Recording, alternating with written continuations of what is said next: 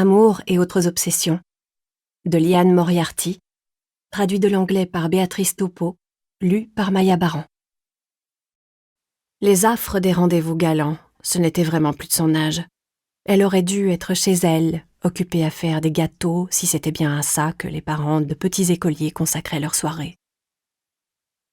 Elle leva les yeux et le voilà qui revenait. L'air ébranlé, comme après un accrochage en voiture, mais également penaud, comme un braqueur qui sort de la banque les mains en l'air, genre « Ok, je me suis fait prendre ». Il se rassit en face d'elle, remit sa serviette sur ses genoux, prit ses couverts, regarda son assiette, soupira et reposa ses couverts. « Tu dois te dire que je suis cinglée. »« Eh bien, tu as piqué ma curiosité, » répondit Hélène d'une voix mature et enjouée. « J'espérais ne pas avoir à te parler de cette histoire avant qu'on...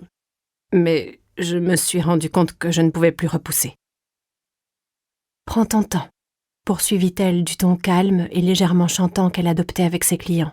« Je suis certaine que tout ira bien, quoi que tu aies à me dire. » Rien de si terrible. C'est gênant surtout. En fait, ok, je vais le dire comme ça vient. Il marqua une pause et sourit bêtement. Il y a quelqu'un qui me harcèle. Hélène eut un moment de flottement, pas sûre de comprendre ce qu'il voulait dire, comme si l'anglais n'était plus sa langue maternelle et qu'elle avait besoin de traduire. Il y a quelqu'un qui me harcèle. Enfin, elle articula. Tu es victime de harcèlement ? Depuis 3 ans, oui, mon ex-petite amie. Parfois, elle se fait oublier quelque temps, mais elle revient toujours de plus belle.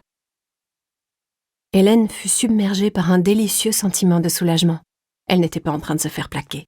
Signe révélateur et manifeste qu'elle l'aimait vraiment beaucoup. Oui, elle espérait que ça marche. Oui, en appliquant son mascara tout à l'heure, elle s'était surprise à penser « Je pourrais tomber amoureuse de cet homme ». La félicité absolue qu'il avait habitée aujourd'hui ne s'expliquait aucunement par la météo, le porridge, le nouveau chauffage, ni même les informations. La vraie raison, c'était lui. Une ex le harcelait, pas de problème. C'était même fascinant. Cela dit, le harcèlement. Elle se figura des mots écrits avec des lettres découpées dans des magazines et des journaux, des messages sur des murs en lettres de sang, des admirateurs dérangés plantés devant la maison d'une vedette, des brutes tuant leur ex-femme d'une balle. Mais quel genre de personne peut bien harceler un géomètre, même doté d'une mâchoire particulièrement sexy ? Quand tu dis qu'elle te harcèle, ça se manifeste comment concrètement ? Elle est violente ? Non. Patrick arborait la mine de quelqu'un qui répond, contraint et forcé, à un questionnaire médical éminemment personnel. Jamais de violence physique. Parfois, elle hurle, m'insulte, m'appelle au beau milieu de la nuit, m'envoie des lettres, des emails, des SMS. Mais la plupart du temps, elle est là, tout simplement. Où que j'aille, elle est là. Tu veux dire qu'elle te suit ? Oui, partout. Oh là là, mais ça doit être horrible pour toi. De nouveau la voix de la maturité. Tu as prévenu la police ?